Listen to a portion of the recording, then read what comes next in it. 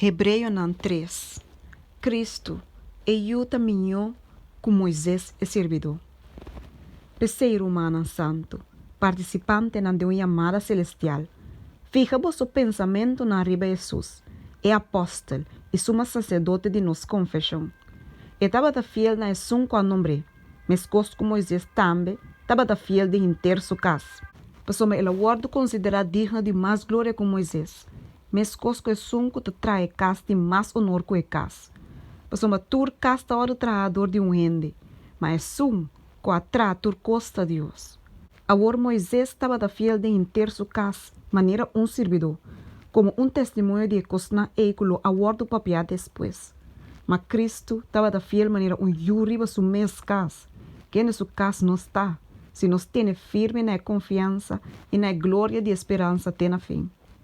Espiertamento contra incredulidade. Pensei, mas que o Espírito Santo tabissa.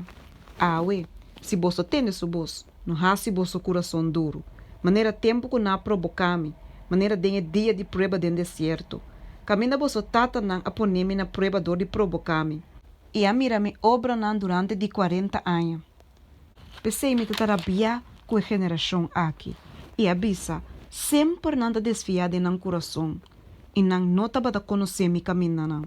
Maneira me aura de mi fúria, não drenta de mi sossego. Tem que dar humana, para não ter nenhum de vós coração malvado e incrédulo.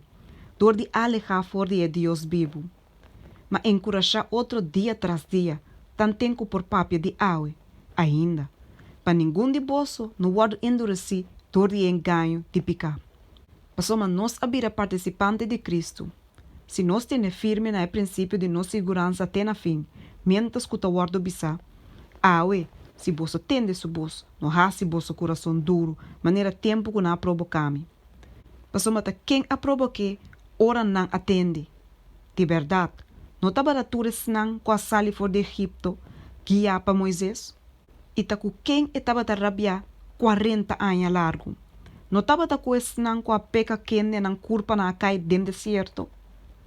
E na quem ela ura que não adrenta de seu sossego, se não na esnan que estava desobedecido?